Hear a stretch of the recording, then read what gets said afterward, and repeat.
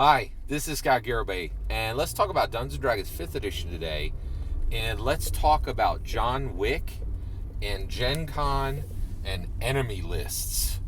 Woo! This is an interesting one. So, basically, John Wick, let me explain who John Wick is, because none of what I'm about to say makes any sense if you don't know who John Wick is. So, who is John Wick and what is he about? So John Wick is a very important guy in tabletop role-playing game history, all right? Now, what did he do? He did 3 very significant games. He worked on Legends of the Five Rings. I think he created it, or he was a prominent creator on it, right? So he's really important in Legends of the Five Rings. Legends of the Five Rings is not a small deal, right? One, it was a majorly popular tabletop role-playing game, and it crosses over into Dungeons & Dragons 5th edition, right? So in 3rd edition, Rokugan became an official Dungeons & Dragons.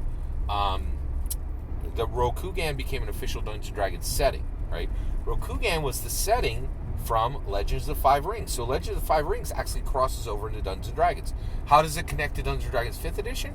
Well, Dungeons & Dragons 5th edition has a samurai, right? Is that a Rokugan samurai?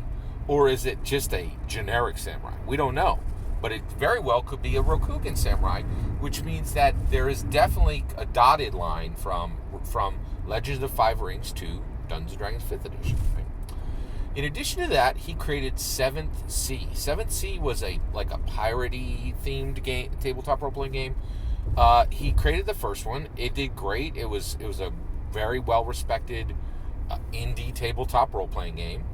And then he did 7th Sea 2nd edition, and what that did was, I think it was one of the first, I know it was one of the first tabletop role-playing game Kickstarters to break $1 million and tell people you could make $1 million with a tabletop role-playing game Kickstarter. Before that, it really wasn't known. So he innovated business-wise, and he made 2 successful tabletop role-playing games, right? Well, this last week, he got out over his skis. So John Wick went on, he has his own YouTube channel, which I highly recommend listening to. He's a very smart guy. I really enjoy his commentary. And so he got out there, and he was talking about, so what he talked about this week was an enemies list, right?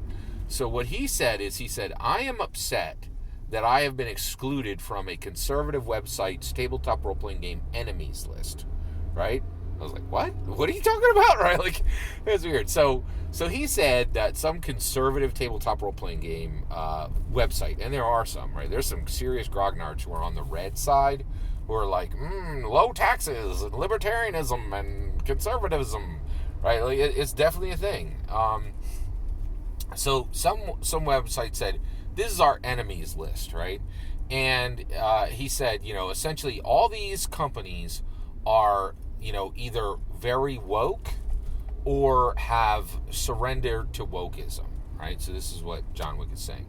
So John Wick said, and by the way, I do understand his name is the same as the cool assassin on, in the John Wick movies, played by Keanu Reeves. He just got lucky in life, I guess, right? So, but his name is literally the same as that character, right? So John Wick, the tabletop role-playing game designer, he's like, how dare you leave me off your enemies list? Also, how dare you make an enemies list? And I was like, wait, all right, strike one, right? So first of all, he said that no one should make an enemies list. I totally agree with that. You shouldn't make an enemies list, right? That's crazy, right? But if you're going to say that you shouldn't make an enemies list, why on earth should you get upset that somebody didn't put you on the enemies list, right? So John Wick literally said, you should have put me on the enemies list, and I'm offended that I didn't make the enemies list.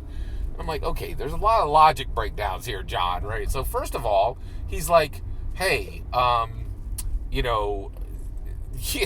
was crazy what he said. So he said, I think there was some really strange things coming out of his mouth.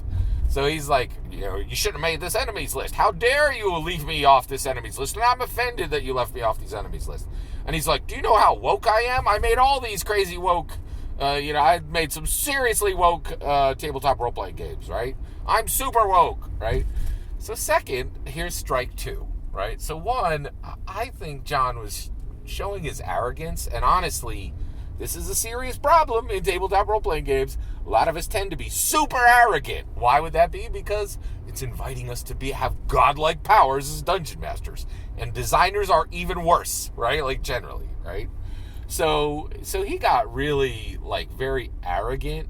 And so what was his arrogance? I was like, dude, you're not getting left off the list because you're not woke enough.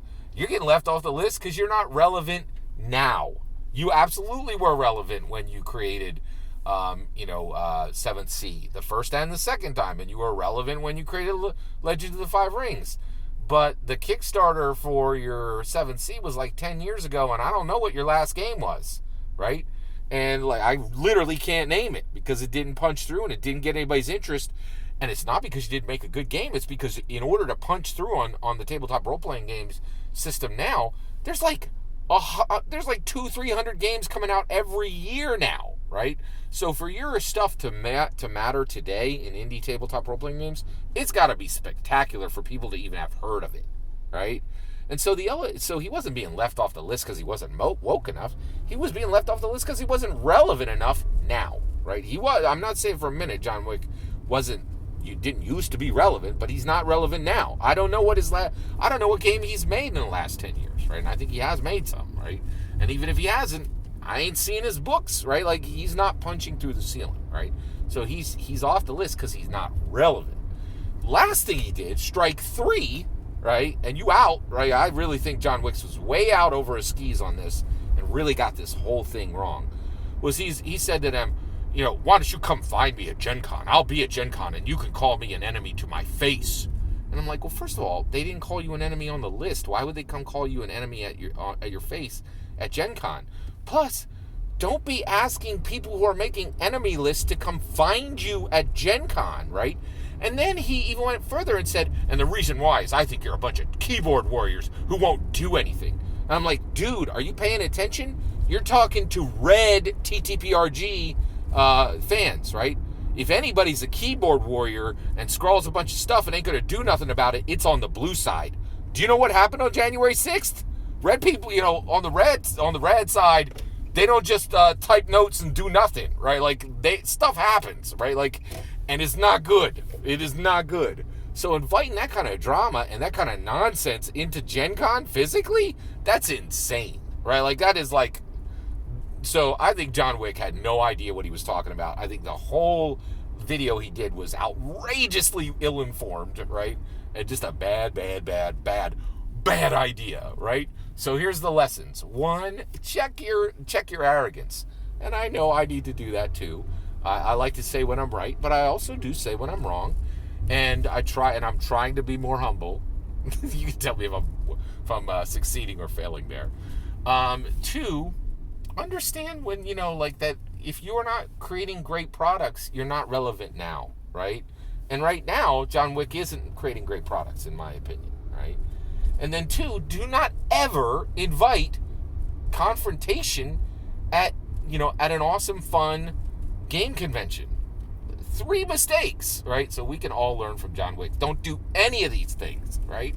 And honestly, if I were John Wick, I'd take that video down right quick. Like, in my opinion. In my humble opinion. What do you think? Do you think I'm right? That, like, he was way out over his skis on this one? Made no logical sense? Assumed things about himself that maybe he doesn't deserve anymore? And then also invited fracas in the middle of a game convention, which seems like a terrible idea at any point? I'd love to hear your thoughts. Let me know in the comments below. Please consider liking and subscribing, and have a wonderful millennium.